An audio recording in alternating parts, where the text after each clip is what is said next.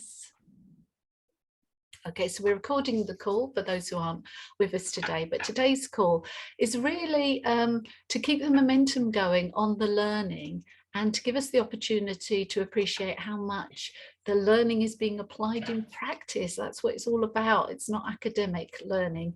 It is about us actually taking the information, the knowledge that we're learning from each other and from the input we're giving you and putting it into practice. So the last time we were all together was a fabulous face-to-face session, and some very key elements were shared in that. And we think we're going to structure the call today looking at those 4 different areas. We're going to look at the pyramid, the logical levels development pyramid. We're going to look at the ultimate success formula. We're going to consider personal values and the cats and dogs. And for each of those areas, we're going to invite you, and we'd love to hear from everyone, not everyone on every topic, but we'd love to hear from everyone about something they've taken and employed, utilized, applied, and has worked well for them, or that they've learned more about from having a go with it. So we're just going to have those sort of as topic headings as we move through. In addition to that, we'll share an overview of the 360s in terms of benchmarking across the group and across the other groups that we've worked with before, and add a few little other bits of input about the programme. Does that sound okay, everybody? Yes, excellent. Good. All those nodding heads. Let's be dog when I ask a question. Or at least apply those dog-like behaviours. Yeah, we're going to finish on cats and dogs again today, which will be interesting. But we thought where we'd start today is just a little reminder about this wonderful development model, which is really central to the whole programme. And if you recall, we talked about it being a hierarchical level with increasing amounts of importance as we go higher up the pyramid, of course. We talked about this relationship between behavior and environment. So when we change our environment, for example, we're changing something at a lower level. It may have an impact above, but it might not. Then we talked about capabilities, and we're going to be exploring as the program unfurls the various capabilities, the skills and knowledge that it's useful for a successful leader to have. We've begun that focus around beliefs and values, and we stress the importance of this section in terms of bringing about change. And that's about bringing about change in oneself, thinking about one's own beliefs, empowering beliefs and limiting beliefs, and one's own values. And if we want to encourage other people to make change and to develop, either on an individual level or for the team or for the organization, this is where we can push. This is where we can have the most influence at this level. And then on to identity, which is your sense of self, and your purpose. Some of you may be aware of what your purpose in life is. You may have gone through a process of defining that. That's something that we do with some of our coachees. It's a very enlightening process. There is a strong school of thought that says that people individually operate better, more effectively when they have a sense of purpose. So that's something to think about as you go forward. Incidentally, we will be using this model to represent the organization. We're going to be putting up something online in the next week or so, and we'll also be considering this aspect at our second workshop, which is coming up at the end of this month. So over to you at this point, really. did you have any questions on this? How have you used it? How has it shaped your thinking since you came across this 2-3 weeks ago? What comments, observations, and questions do you have? He asks in a very dog-like fashion.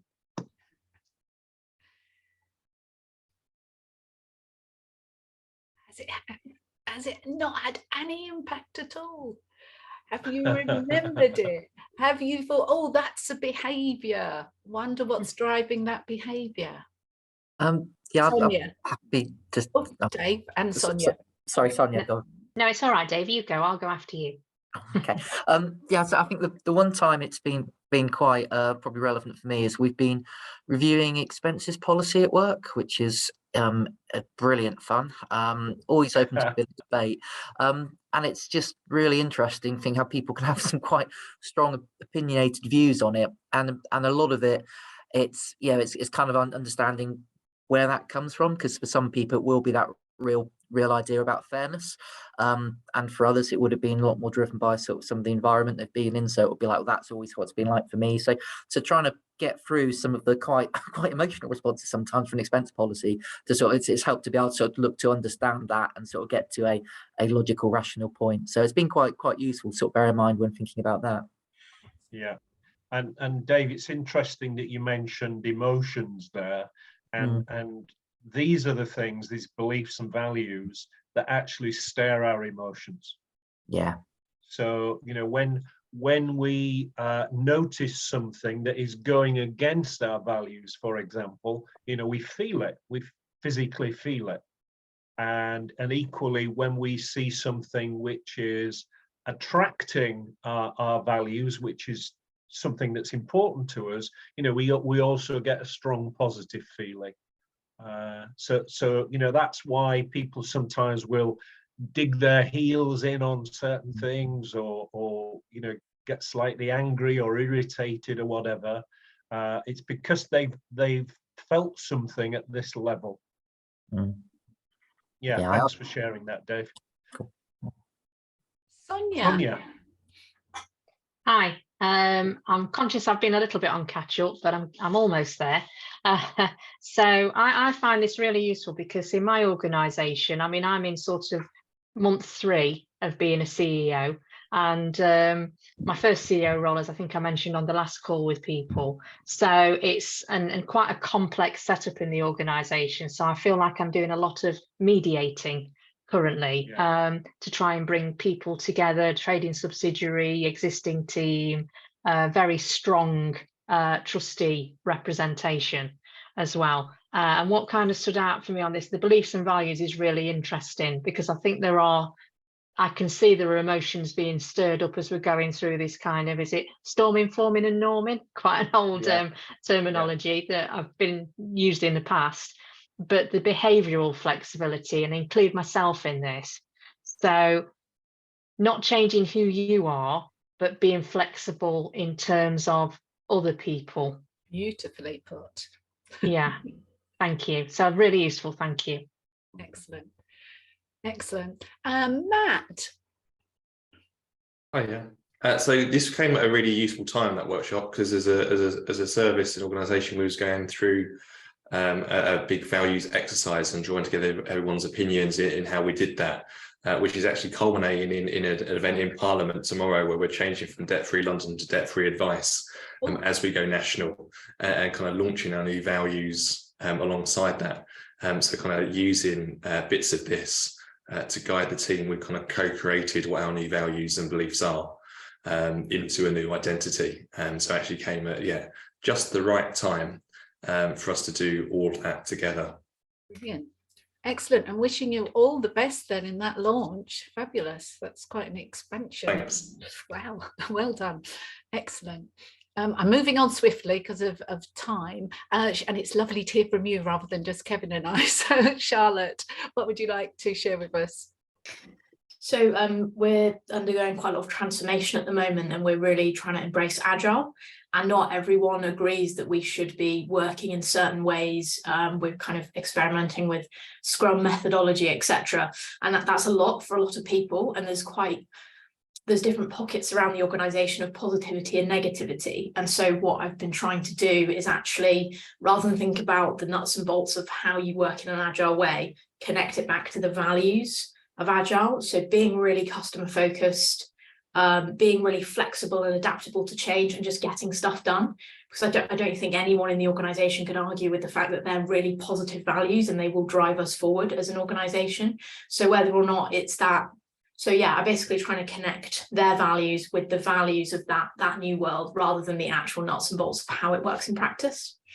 That's such a fabulous example with the agile working, the shift in behavioural practices, but to help it run more smoothly in that transition, I can see the values emphasis is really going to be helpful. That's lovely. Thank you. And did someone, Beth?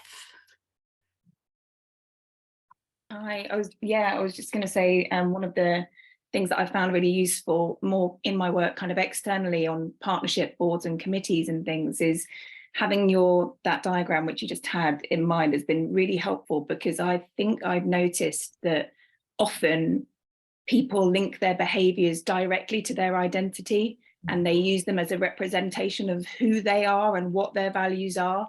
And understanding that helps understand why people can be so dogged. and so, you know, which we all experience, and we all undoubtedly do ourselves to a greater or lesser extent. And I just think that's been really helpful in once you kind of understand that somebody's behaviour is coming from an identity and values driven place, it helps to understand that, even if it's something that you're not going to be able to change. And that was the second bit that's been helpful, is thinking you're not going to change someone's values, nor should you be aiming to, but you can try to appeal to their values, and that therefore can help when you're thinking about influencing and persuasion and so on. Brilliant. Brilliant. Wow. Yes, it seems like many tales there, many experiences that really support and draw out those key elements of the value of the tool and the importance of our beliefs and values. And sorry, it just echoed so lovely, Beth, what Sonia said before about being able to flex at the behavioural level without impacting you. You can still be yourself. And that's a much deeper thing, the who you are. It's lovely. Brilliant. Okay, well, will we move on to look at the next area? Well, we were just going to mention briefly, Rita, at this point, I think, about ILM. Indeed. Yeah, so hopefully everybody is aware that you've all been signed up as members of ILM now, and we know that some of you have actually, you know, logged on and started to use some of their resources. That there is an absolutely fabulous library of resources for you to tap into online. They also run little sort of workshop sessions, Rita, as well. Yes, and you should be receiving emails as well that sort of invite you to take a quick survey. I think I did one yesterday on future readiness. And they're just nice prompts, and they tend to be very bite-sized. So I would encourage you, I know it's another email, but just pop into one and see what happens. And you passed that, I think, Rita, didn't you? I did. Apparently I'm future ready. Who'd have thought You're it? future ready. I'm She future announced. ready. Excellent. Okay, so this is just a little bit of signposting for you in terms of what we're going to do to help this process. This is the structure of our program that you'll have seen before. So obviously we are interspersing these sessions and the workshops with the online learning, which we'll talk about in a moment. But what we're going to be doing going forward, don't worry too much about the detail on here, but these are the online modules. So for example, I think the last one that we put up was this one, which was about learning from my 360-degree feedback review. And there'll be a couple that we'll be uploading following today. Now, what we're saying here is that there are the 6 competencies, of course, that you all are now well aware of because you've been through this 360 process, and we'll come on to that again in a moment. But what we've started to do is to identify which of the key ILM elements fit with the various parts of the program that we're taking you through. So, for example, if you have or are in the process of doing the 360 review module, the next thing that you might want to look at is an ILM module, which is called Learning from Mistakes. And this is about, you know, getting feedback and learning from feedback. So going forward, we're going to be advising you which ones to dip into, just to give you a little bit of supplementary information around some of the topics that we're covering on the program. So yeah, that we'll be sharing that with you going forward. There is an awful lot more than that we'll be signposting you to. And I was thinking as we were looking and doing the mapping yesterday, that there's a few of you who haven't actually had any formal people management training.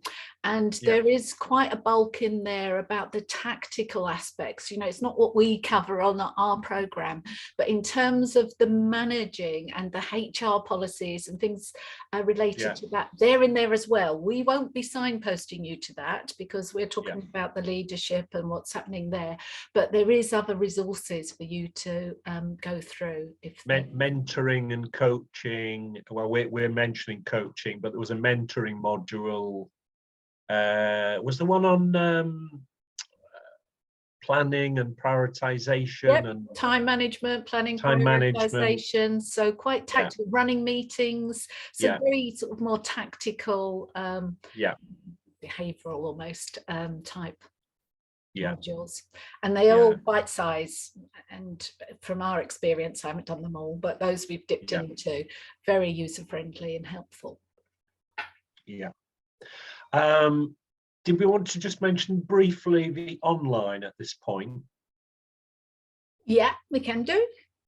It's good. Okay, so big well done for everybody in terms of completing the online modules. Just 2 or 3 things to add from ourselves about that, really. The first one is when you are completing them, make sure that what we'd like you to do is to go through and check that you have actually completed and saved your work, because on some of them they're coming through as completed, and when we go in, they're empty. So the process is obviously to, you know, type your response, to save it, and then to click on submit. Yep. And when you submit, that notifies us that there's something for us to look at and respond to. Yeah. So save, submit. And I know some of you, I mean, it's very unfortunate when it hasn't saved, because of course you've put it in. Some people create a Word document and save it that way, so they've got it in another format as well and copy and paste it in. But generally speaking, people, you know, it works well. It's just remembering to save and then submit so that we know it's there for reviewing. Yeah, was there anything else to remind in terms of just the importance, nearly the importance of covering them off and not leaving them all till the end, as critical a part of, I know there's a different dynamic to doing online, and I know it may not be the preferred route for many people, but even, you know, even if you're just putting a very simple response, it is part of the program. So it is an element that if you want to be made up to professional ILM membership, so you're currently a learning membership, you'll be made up to professional with us signing you off that you've completed the program, which also includes, and that's a, you know, that's one thing, but honestly, the feedback, and no doubt the feedback you would give future participants on the program is keep up with your online, because it bridges the gap, it gives you extra, it builds on what we've been able to do in group sessions and prepares you for the next group session. So it isn't that there's workshops and this other stuff, it's that the program is designed to be blended and build on with the steps that we have in the online. Otherwise, it'd be fantastic. We could have a 6-week face-to-face program. Wouldn't that be nice? They were the old days. I think that was all about the online, Kevin. I think so. Yeah.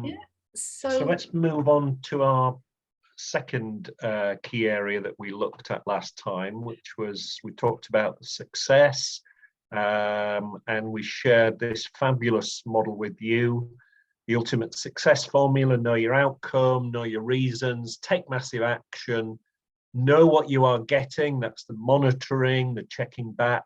And then if you realize that what you are doing is not getting you to your outcome, then, you know, changing your approach.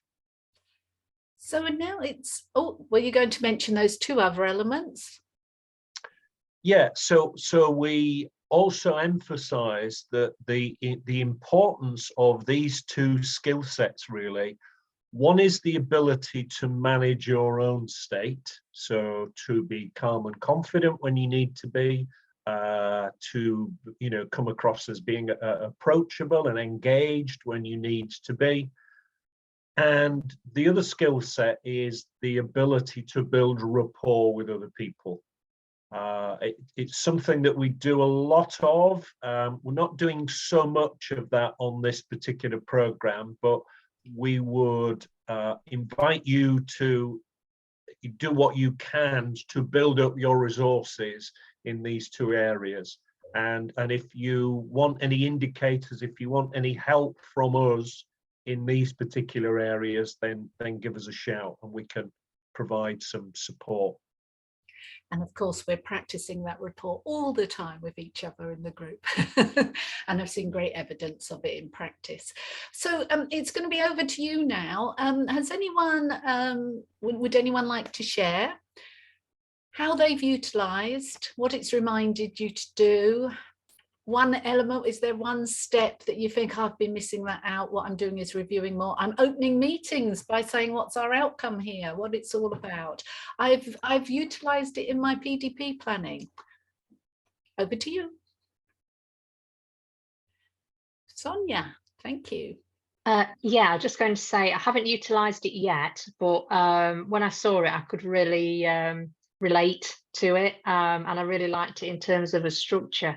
And I find it's quite difficult when you are working from home and you're trying to build relationships remotely, build that common purpose over a Teams call, and, you know, through quite reasonably, you're not always able to see your team face to face. But we have got a team meeting in December prior to our Christmas meal.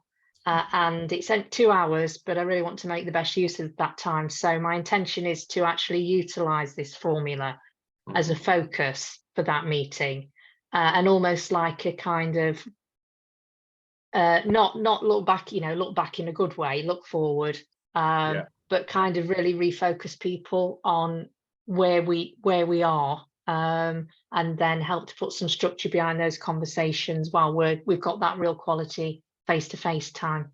Brilliant. Thank you. Sounds great. Well done. Looking forward to the feedback on that one. What date's the gathering? The gathering is, I'm losing track of all my dates at the moment, but it's the I think it's the 5th of December. It's the first Tuesday in December. Apologies if I've got the date wrong, but yes, I look forward to sharing. Excellent, excellent. Thank you. Thank you. Kadra, what can you tell us about your experiences? Thanks, Rita. I guess mine's quite similar to Sonia, in that we've got this memorandum of understanding with another organisation where we hold a forum twice a year, and they tend to be like 4 hours, which is quite tricky to kind of have online. But I felt like the last one we had maybe wasn't as productive and useful for people attending, and it wasn't very participatory. So we came together to just review the objectives, and we did take action to kind of adjust the format of the session so that we could actually hear more from people, and we had really great feedback from that, so it's been massively helpful. Brilliant. Sounds excellent. And it looks like it's that use it in small bites, use it in longer experiences as well. Brilliant. Catherine. Thanks, Rita. I showed this slide. I used this slide as a prompt in a a meeting recently where I've been trying to work with the group to move to a place where we're doing fewer things, but doing them really well, rather than spreading ourselves thinly across lots of things. And I think to date, this has been seen as my personal opinion, and kind of goes against the cultural, the kind of the embedded cultural grain. So it's really helpful to show this, not to say, look, I'm not the only person who thinks this, Yeah. but actually to depersonalize it. And rather than it being, well, this is my way and you've got your way, let's battle it out. It sort of showed, right, this is a model we can work with. So then let's all discuss how we can apply that model to what we're trying to work on. And I feel that we're not quite there yet, but we're making more progress by trying something different. So I think it's about using this model that was really helpful, but also that flexibility of this is another way of trying something. Excellent. And that third point of contact, being able to say, let's refer to the model, not like, let me tell you what to do. Let's refer to the model. What step are we at now? And inviting people to consider that for themselves. That sounds excellent. Great. Matt. Thanks. So we actually had an external tech partner come and meet us in the last week and kind of share this with one colleague that was coming to join me and kind of use this method to go through that. So we had a plan for our tech roadmap, but we just didn't know how to get there. We was going through a meeting. It was a very, very kind of pleasant meeting, working our way through there, but ultimately we wasn't getting anywhere. We wasn't getting closer to achieving our objective. So I took the massive action in the meeting and just asked the direct question of, I need your help, what can you do? And at the end of it, it's a US tech firm. At the end of the lunch, we ended up with a pledge for a $100,000 donation to help us achieve what we wanted to do, which was a great outcome. But it was about having been through this and then refreshed my mind and the colleague that was with me about what could we do? What's the best possible outcome for this? It gave us both the confidence to be arguably even more cat-like than my 8 out of 10 before, but it was a US firm, so I kind of felt a bit comfortable, just being quite direct. But yeah, good outcome from that. Brilliant. Excellent. Wow. And just a reminder, one of the things that we shared last time was that if what you are doing isn't working, then doing anything else stands a better chance of success. So, sometimes doing the least expected thing can produce results. That's a great story, isn't it, that one? It's lovely. And what an outcome. I'm just setting up rooms now, Kevin. So if you want to invite people to consider what they're going to be doing in the rooms. Yeah, well, I'll just share those. So we'll just talk briefly about the 360, then we're going to give you an opportunity to pair up with somebody and just have a little discussion about that. Again, fabulous thanks to everyone for your input and in some cases encouraging other people, your respondees, to get back to us. The response overall was very good. From Rita and I's perspective, it seems as though you all found the feedback that you got from people incredibly useful. We could observe you all kind of reflecting and taking it in and thinking about what it means to you. I've got a little couple of summaries here because maybe some of you wondering, well, it's great to get my feedback, but what did everybody else in the group get? Well, we're not going to share their individual ones because that's confidential, obviously. But what we will do is, what we've done here is to average out. So what you can see is that the blue line is the average of this group's self-assessments. So that's lying somewhere between 5 and 6. And the average of this group's respondents' averages is between 6 and 7. So, that just gives you a kind of benchmark for what it's worth in terms of this particular group. And you can see that, and I think this was fairly typical for a lot of the group, that the self-assessment tended to be slightly lower than the respondent average. And I think overall, when we've been doing this for a number of years now, we tend to find in most cases there is a close relationship between the respondent average and the self-assessment. Sometimes, quite often, the self-assessment is lower. Very rarely is the self-assessment higher than the respondent average. So, you know, read into that what you will. The second one is, so what we've done here is to, again, the reddish, orangish, reddish line is the average for this program of your respondents, and the sort of purpley line is the average of previous programs. So again, we thought that would be useful information for you to see that in terms of you as a program compared to previous ones, you know, there's hardly anything between it, but take comfort in that you are slightly higher. Yeah, I think that process of kind of benchmarking yourself, particularly when you're looking towards the future, and this is the important thing, of course, how can you develop to get up into these 7s and 8s, which we talked about being the CEO behaviors, and then on to the 9s and 10s, which is the kind of behaviors we would see when people are having a real influence in the sector. So hopefully that was straightforward, just a little bit of putting things in perspective. Yeah.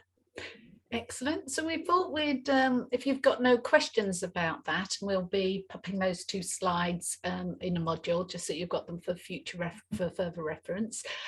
We thought it might be useful just to pair you up and give you 10 minutes, just to share something you gained, really. You know, how's the insights? This is just between whoever you end up with in the room, this sharing, it's not going to be for a public forum at all. Just, you know, as a result of the 360 and the insights you've gained, how is it steering your thoughts about focusing your development? You know, what was it that really triggered for you? What was it that you found useful? Again, just to give you the opportunity to articulate that in some way.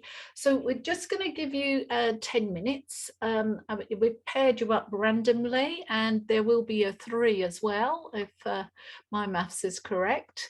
Does that make sense on the numbers? I think it does. So 10 minutes, just reflecting back on the 360s and the insights you gained from that. Okay, and we'll see you in 10.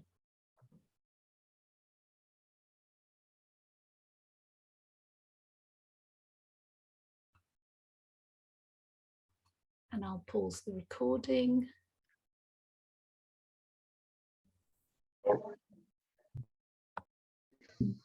Now tell me, everyone, did you get a notification that the room was shutting, or did you just bounce back? Oh, okay, that's good. Excellent.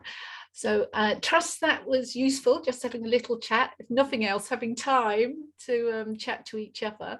As I say, we don't want to know the content what went on in there. However, just in general, any observations or considerations or even questions about the 360 process for you, how you found it and your insights? Anything you want to share? I'll say something.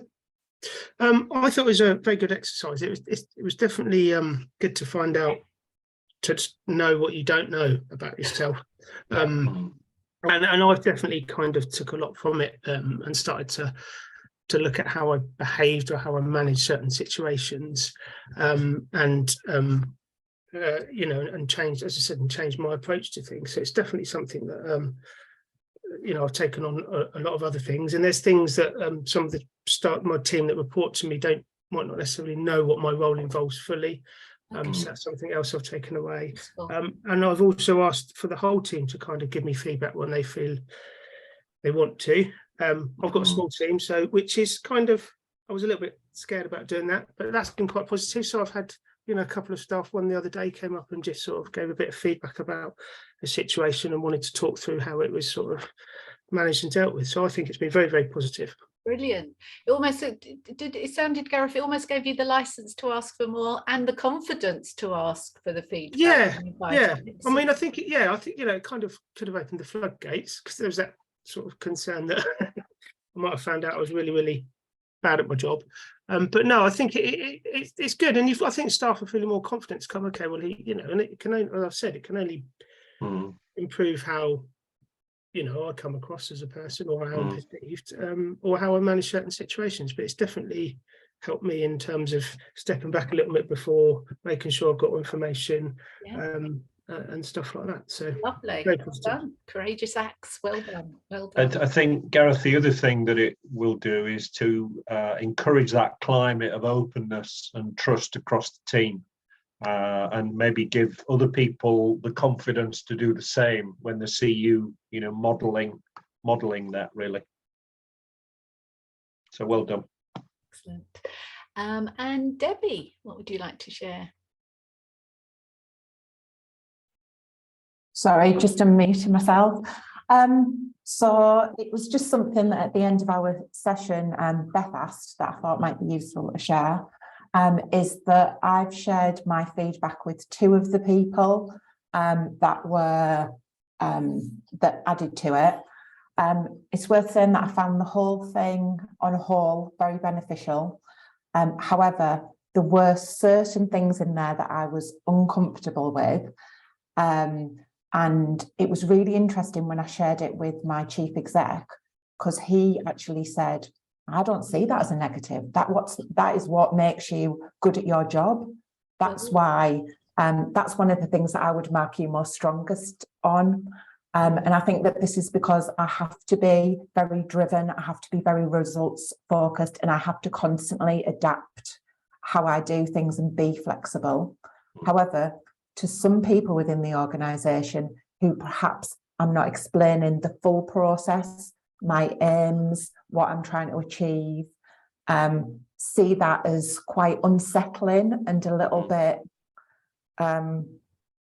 uncomfortable to them. And I think that perhaps, like, based on some of their values, they can find, you know, it doesn't align very well, where I'm trying to stay true to my personal values but achieve the organisational objectives. So I think that what it's definitely taught me to do is that I need to definitely communicate all that stuff that's under the water that you don't see, because all people see is my behaviours. And I think because I've been within my organisation for a long time and I'm very comfortable, sometimes I don't do that piece of work.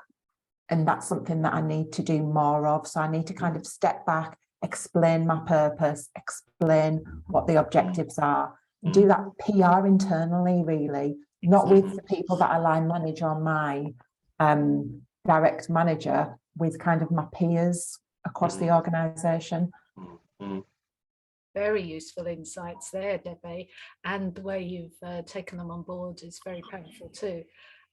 I suppose that's part of the whole purpose of it, isn't it, in terms of the Johari window, just hearing the messages and the spread of population, that for one person they saw it, wow, this is like right up there, and for someone else, and you probably hit it on the head there, saying maybe with their values, lack of knowledge about all that you're getting on with, and also their values might be about something else, and just pausing and noticing that it's going to be so valuable. Well done.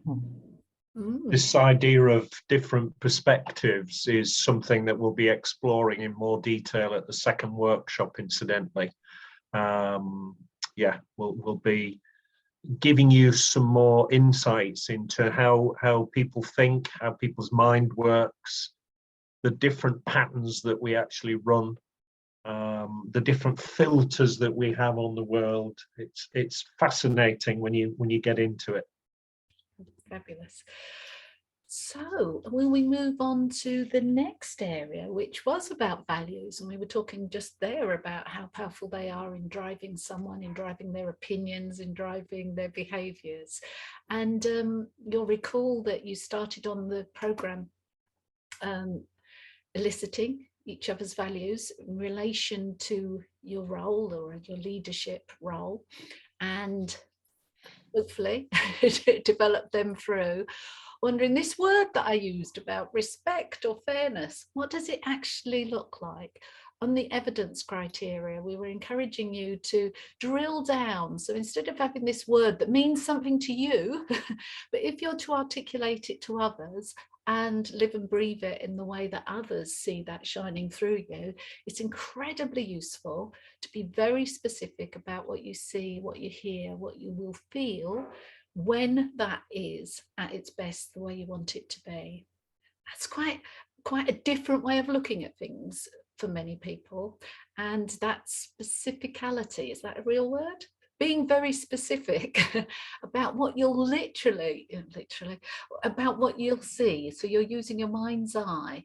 When respect is the way I want it, I'll be seeing people, be relating to people in a way where they're courteous, they're listening to others, they're speaking, they're listening to what I'm saying, I'm listening to what they're saying, I'm hearing feedback of a certain way, I'm seeing smiles and I'm seeing serious faces as people ponder.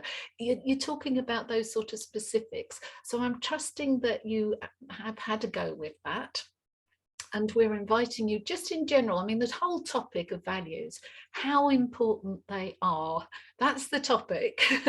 So in terms of what you've been applying, what you've been noticing differently about yourselves and other people, anything you'd like to share?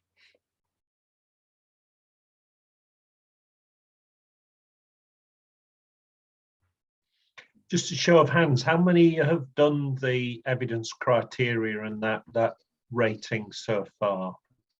Yeah, okay. Do you find it easy to do or challenging?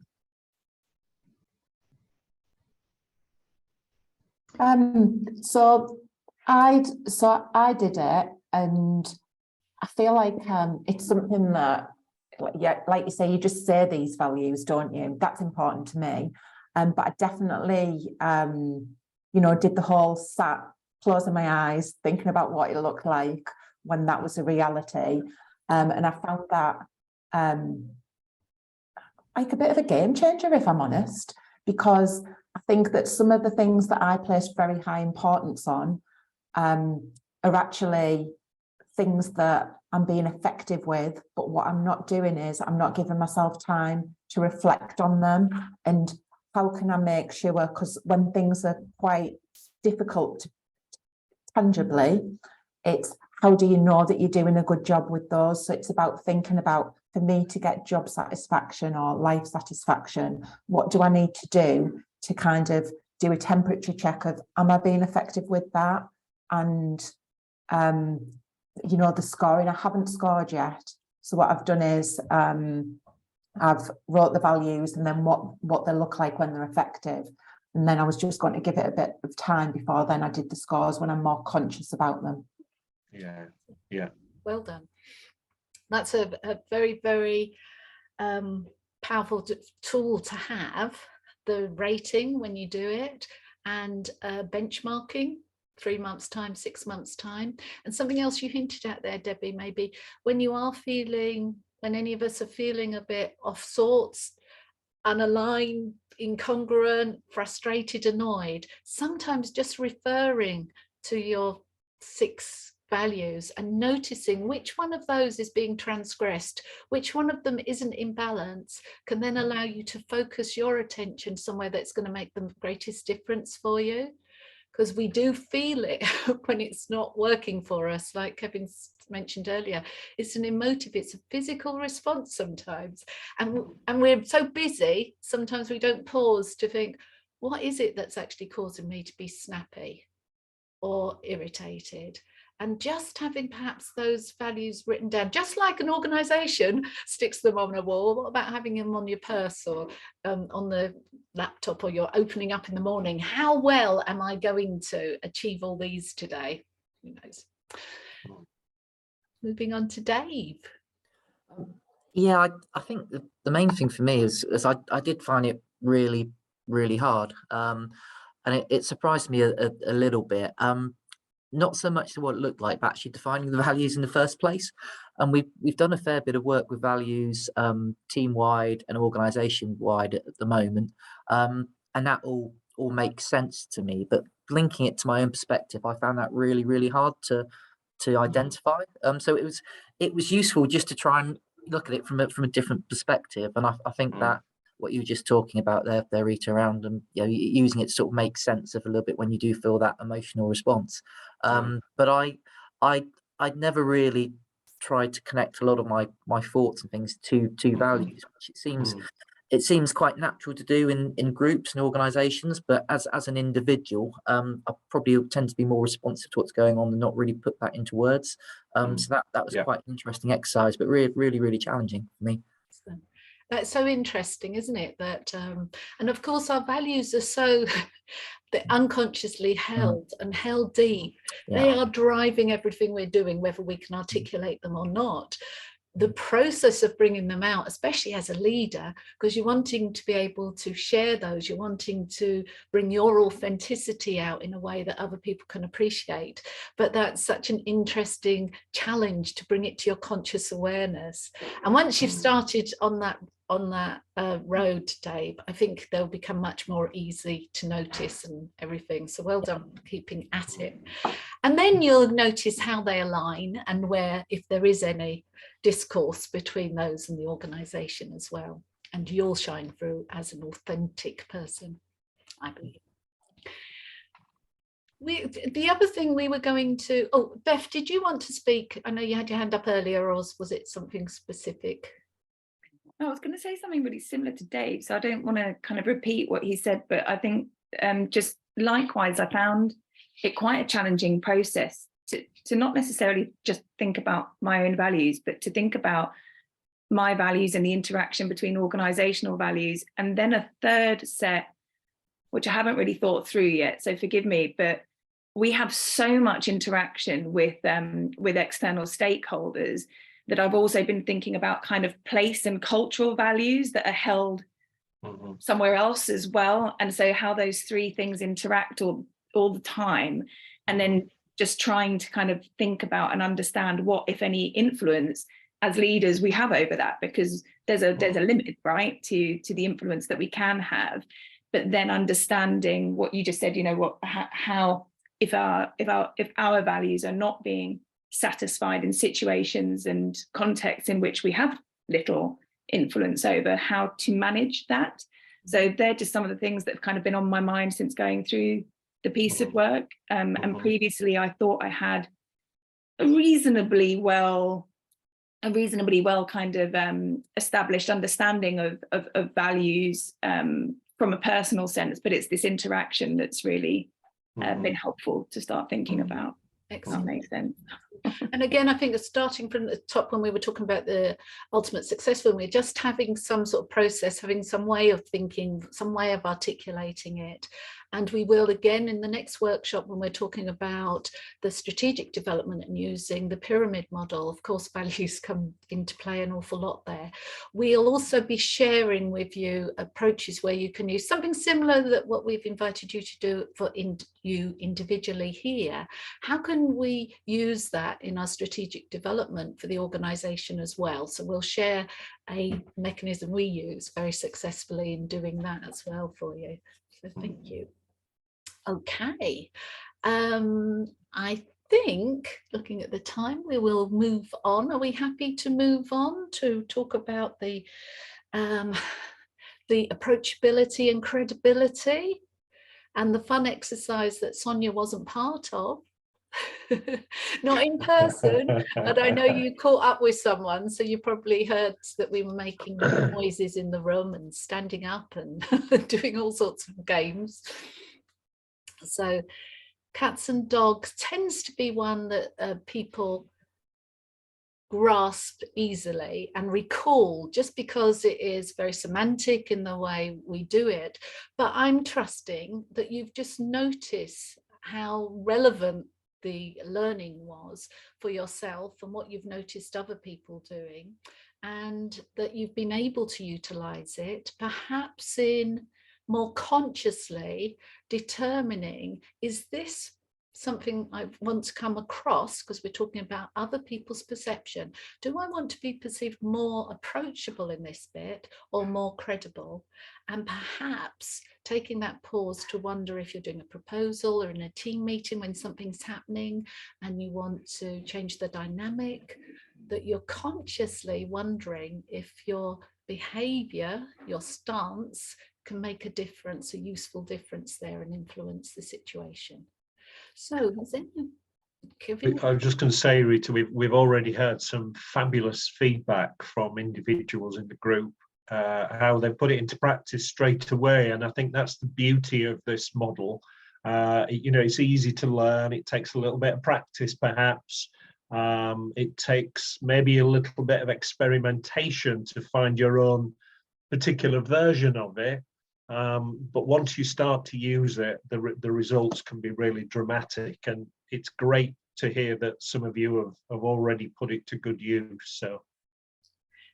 So some of us have heard it from reading the online, but if everyone wants to share for the group. Catherine. Yeah, so I've got a small, very specific example of when I've used it to good effect.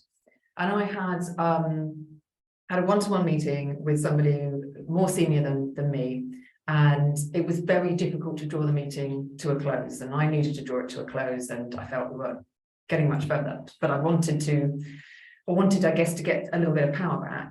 So I just deliberately decided to be more cat, and I physically sort of moved my body so that I was sitting very squarely, and I put both hands on the table, and I said, with a smile on my face, let's go.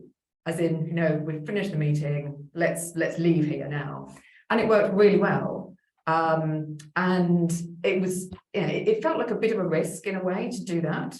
And I think there was elements of cat, I'm just being very clear about what I was saying, but just making sure it wasn't seen, you know, with a smile on my face, making sure there was maybe an element of dog there, that this was, you know, this was a good conclusion that we reached. But I felt that it was an effective way of getting some power back and being able to wrap things up and leave, but leave things in a positive way. Well done. Yeah. Lovely. And simple. Great. And the one really good thing about the cat behaviors is it puts you in control. So one of the sessions that we run sometimes is about delivering difficult messages. And at the center of that approach is actually being more cat. Because what you want to do when you're delivering a difficult message to a group, when the situation could be quite volatile, is you want to feel that you're in control, and you want to demonstrate to the group that you're in control. And the way to do that is using that cat approach. Charlotte. Yeah, I've been experimenting with this a little bit, and my main reflection is it's really hard. I'm a very dog, and I have to really think about being cat and really channel that. Yeah. And particularly what I've noticed is I nod a lot. I like people to know that I'm actively listening, and I've found myself when I'm trying to channel cat, not nodding is incredibly difficult. And also actually because I work for the National Deaf Children's Society and I have quite a lot of deaf colleagues, like non-manual features, so nodding along is quite a communicative thing that's sort of done in the deaf community to kind of, you know, say, okay, we're interacting with each other, etc. So there's a little bit of possible adaptation at times when necessary, but yeah, the trying to stop my like nodding dog head all the time is something that I'm working on, but yeah, practice, I'll get there. Charlotte, practice is the thing.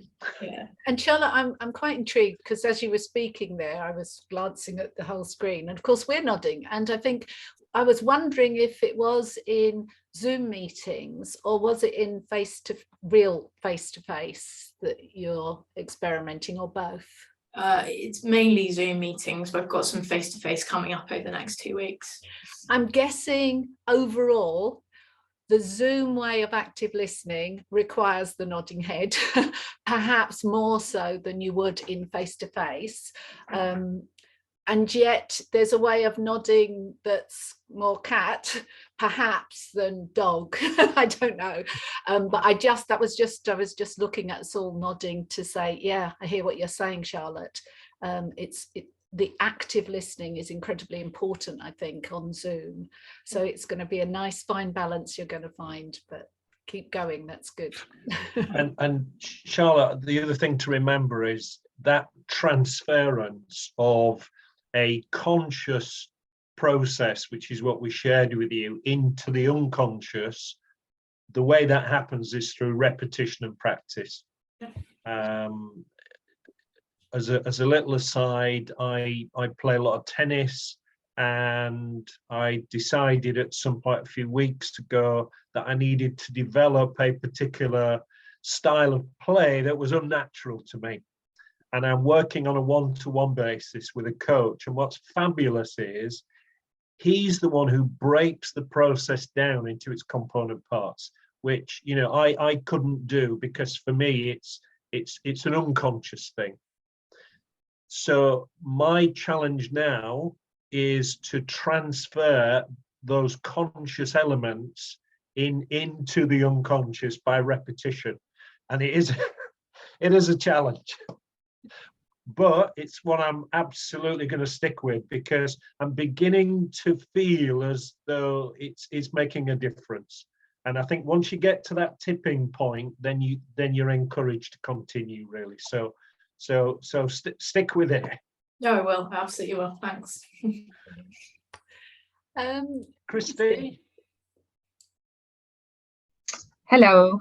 I think this part of the training, or the course that we've had, has been the most useful practically for me so far, because I was one of those people that shared that it got straight into action on the train on the way home in conversations, and I've really been able to apply it. It's quite fascinating actually to myself and my own characteristics and why I behave, you know, at different times, you know, however that might be, but also the people that I manage and the people that are managing me. So I've been able to help people who are not in my team directly, who are trying to take on more management roles, who aren't being taken seriously. And I've had kind of a quick 5, you know, and they've been trying to do that for years and not really getting anywhere. And I've had a quick chat with them and invited them to lead a team meeting. And it was absolutely fascinating to watch the rest of the room that I've never seen listen to this individual member of staff, because they're very dog, and took her seriously. And it was absolutely incredible. And then last week I sat in a meeting with my boss, who just had this crazy cat moment that was so uncalled for and unnecessary, and the poor person on the other end of the meeting was such a dog, and I could see her face just kind of in panic. And I had a chat with him afterwards, and I think it is so helpful to be reflective in all those different scenarios. And I know I shared in that on the day that we met, my team are very, very varied. And what I've noticed on reflection is that most of the ones that are more cat-like have come from more corporate roles. Mm-hmm. And the dogs have always been in youth work or charity work. And it's that collision of two different kind of ways of communicating that I need to just it's my job, I guess, to bring everybody together and help everyone be a bit reflective. But it's been fascinating. I've loved it. It's been really interesting. Okay. Keep on using it. Very good. Gareth. Yeah, again, same as Chris, it's been very useful. I mean, there's one member of my team that I think I said at the workshop is very, I would say, that I perceive her as very, very cat-like, and I've had to have a couple of difficult conversations with her recently, well, since the workshop. And I think having more of an understanding of her being a cat makes my approach has changed, obviously, my approach towards her, but it's made me be a little bit more cat as well, because sometimes it's very difficult to draw, I think same as Catherine, sometimes difficult to draw a conversation to a close with her. But yeah, it's very, very much, I've kind of looked at, because I've got a small staff team, so I have to look at the staff team and try and figure out what I think they are, and that kind of helps your approach towards them as well. So it was extremely, I think it was extremely helpful and beneficial, that last part. So Excellent. And of course, I think we were talking about the importance of rapport, but what you're saying, Gareth, matching and guessing or observing what's their preferred style. So to build rapport, which is fundamental to having an open line of communication, appreciating that someone is more cat or more dog and being able to match that is going to encourage that open flow of conversation as well. So it's a very useful thing to do.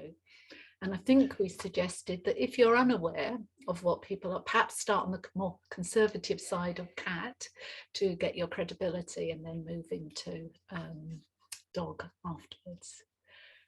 I'm just wondering, Rita, if at this point we've just got a few minutes, we'll share that example of when you and I went for that particular piece of work years ago. Oh, yes. I don't think we shared it last time, did we? I don't know. I don't think so. It's So Rita and Kevin going somewhere and behaving differently, but it down, does it? So here's an example of how it can really work in terms of that rapport building. And this was a situation, actually, I think before we knew about the cats and dogs model, Rita and I were bidding for a piece of work, and it was a very sort of high-level, high-powered organization. And it was one of these situations where they were seeing, I don't know, half a dozen different organizations, one after another. And we had the graveyard slot. So this poor lady had been locked up in this room with no windows for hours on end, seeing, you know, one training organization after another, and we were last in.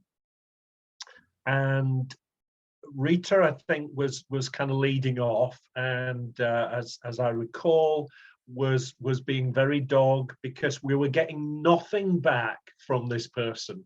She was being what we now know to be incredibly cat, no expressions on the face, and what happened, I think, was that, and this is really good learning, that if your approach is more naturally dog, if what you are not getting is that responsiveness back, then what can happen, and what happened on our day, is that you start to do more dog.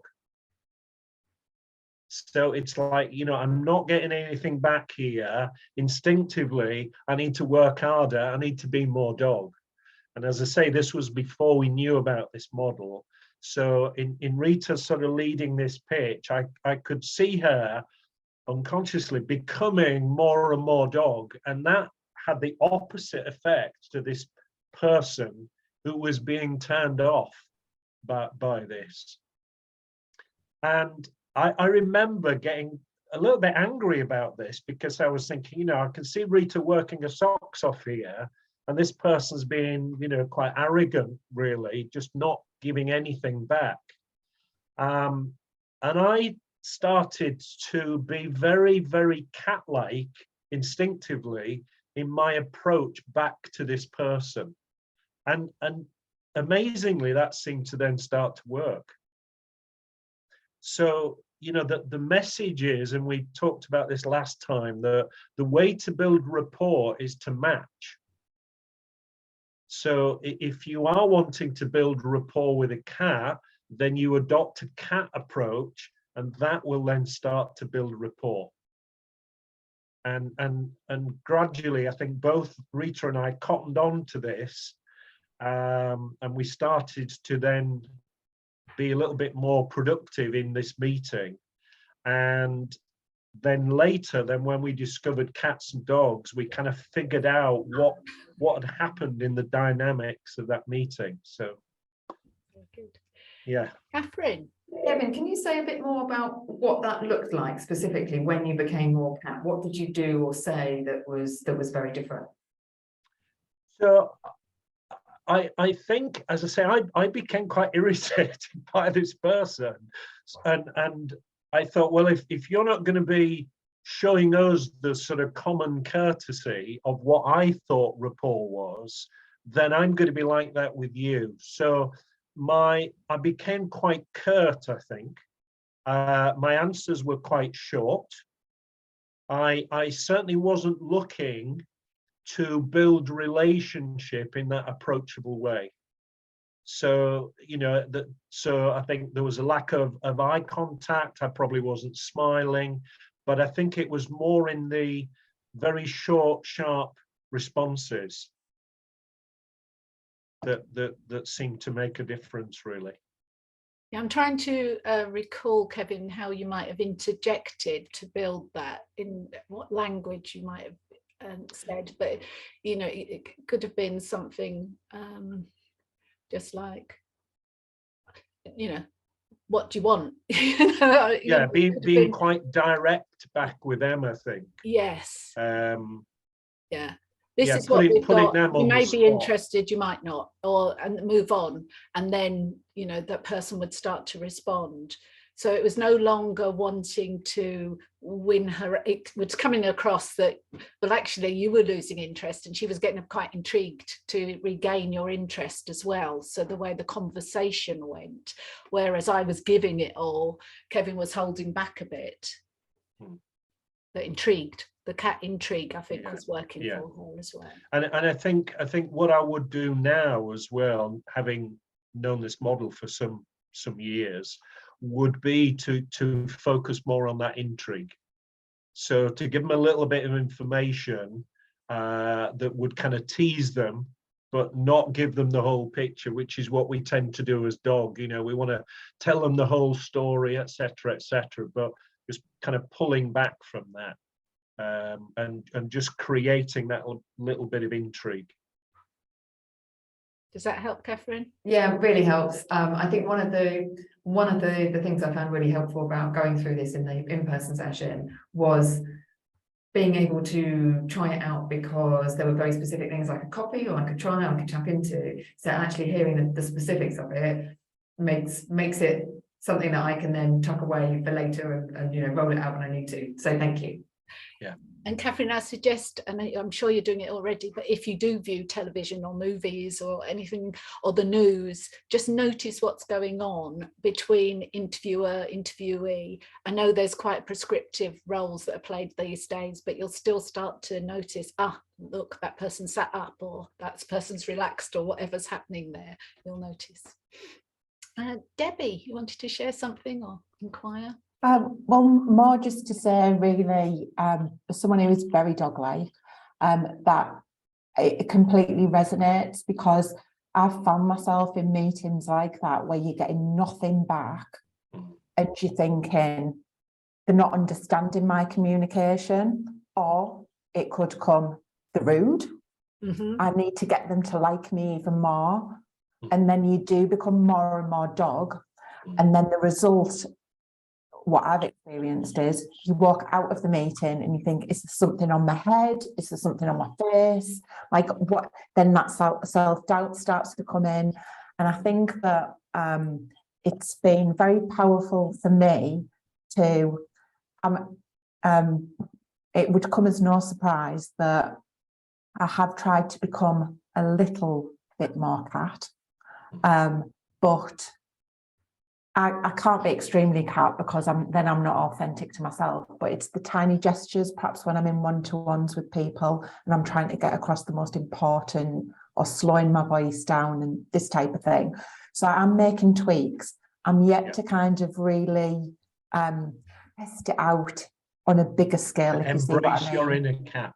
There we go. Yeah. But I think the quickest win for me has been observing, spotting other people who are dogs or cats, because that's so useful to me, because it stops that self-doubt and that kind of, oh, I'm not doing very well. So that for me, I find myself walking around, is anyone else doing this? Going, oh, they're a cat. Oh, look at that dog. And of course, we don't label anyone ever. And just to kind of rebalance things as well, we do tend to sort of emphasize the importance of the cat-like behaviors at times, perhaps overemphasize, but you know, the approachable behaviors equally have their place. So, work on those as well. And we want you to have that behavioral flexibility so you are able to use that behavior that is appropriate for your outcome at that time and still being the authentic you. So finding a version of both that works for you, really. Excellent. Kadra. Thanks. Yeah, fellow 9 out of 10 dog hair. So really what Debbie said resonated quite a lot. I guess I'm trying to channel more kitten at the moment and that sort of transition phase. But on the point of transition, I guess I'm conscious as a kind of dog person. It can seem inauthentic during the course of the meeting to like suddenly transition to a cat. So I just, obviously in the example you've given, it's the two of you kind of bouncing the dynamics off of each other, but as one person, it can be quite tricky. And I think especially when having meetings with people for the first time online, it's hard to kind of read people's body language. And naturally, I'm just like full dog to start off the meeting. So yeah, I found that quite difficult to navigate. And also in a mixed group of individuals in a meeting with cats and dogs, like how best to like maneuver that conversation can be quite tricky as well. And I find sometimes I'd rather just not say anything than wade in. So it's a bit tricky to figure out what hat to put on, especially where people have similar influence and power, but different personalities. Remember that rule that Rita mentioned a short while back, that if the group is unfamiliar to you, then start in cat. You in a group that's going to be mixed, which they usually are, the cats in the group will not wait for you to establish your credibility. You need to do it straight away. So always best to play safe and start in cat, and then at an appropriate point, then switch into dog. And then you are giving both sides what they're looking for, because the dogs are looking for you to be an approachable person. The cats are looking for you to be a credible person. So it is possible, and think about when we talk about sort of preparation for a presentation, for example, most people's idea of that is preparing the content. Now, the content is generally something that we know about. So I think if we spend less time preparing the content and more on the process, how are we going to put this message across rather than the message itself? So if you invest a little bit of time identifying what are the important messages in this presentation, and think about how you can then deliver those in a more of a cat style, your own version of cat, which may be kitten at the moment, but that'll progress. And then think about where do you want the involvement of the group, and then you can then switch into your appropriate dog. So as long as I think the transitions are quite smooth, they don't need to be that smooth, but as long as it's not kind of like a handbrake turn from dog to cat or cat to dog, then people are generally accepting of and you're sending out, more importantly, you're sending out the appropriate signals to people, which they're picking up unconsciously. Okay, what I'm hearing now is an important message, or what I'm hearing now is, they want me to join in. Yeah. And what I think is reassuring about the model as well, it's modeled on what actually happens and what is natural. So if you authentically are thinking something's a really important message and your outcome for the meeting is that everyone understands that, part of it will come so naturally.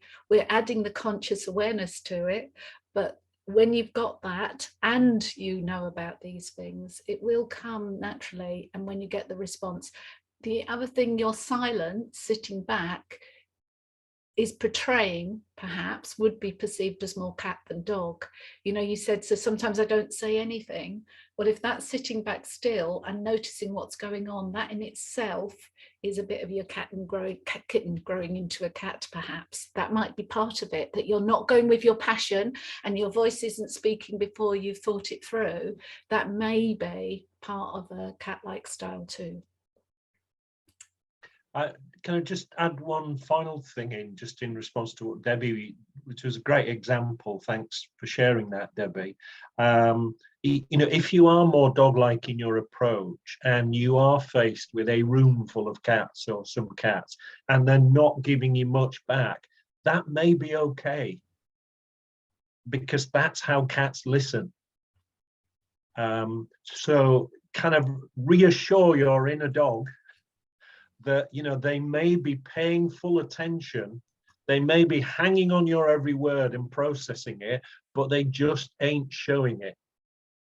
Now, that might not be the case, of course, but, you know, it's worth kind of just remembering that when we are presenting to groups, that they just might be a bit more cat-like than we're used to seeing. Okay, we are just over time and we're just going to share our next steps, unless there's anything else anyone else has questions about or anything. We'll just remind you of what's happening next. So we are encouraging you to continue to maintain some contact in one way or another with your buddy, just to keep this momentum going. We're going to be uploading another online later today or tomorrow for you to review prior to the workshop, because it's a prelim for it. And then we meet again for workshop 2 in person on the 30th of November. Is it 30th or the 31st? Depends how many, the last day of November. I don't think there is a 31st. That's okay then, because I know when you put it in, I was thinking it's the last day. I know it's the day before the 1st of December. So it has been absolutely fabulous, and I trust you've all gained something just from hearing from each other and how this is, you're putting it into practice. And perhaps that's something you want to pick up with one of your peers here and say, oh, tell me more about how you got that to work. And that's the sort of vibe to maintain the learning cohort and that peer support group thing. Establish it now while you've got the opportunity and the excuse to chat to each other, so that it can continue as a foundation for your networking as you continue in your role as a leader. So I think it's goodbye for us. Kevin, anything else you want to add? Just to say, it's the same venue on the 30th, yeah? Okay, so, and it is the same venue, same time, whatever time that was. And I'm going to invite you, I would like a nice snap of us all looking at the camera, holding your hand or smiling or being dog, whatever you like, just as I take a snap. There we go, Matt's hand out of the way. Okay, bye-bye, everyone. Thank you so much. Thank you, everyone. Bye. Bye. Thank you. See you at the end of the month.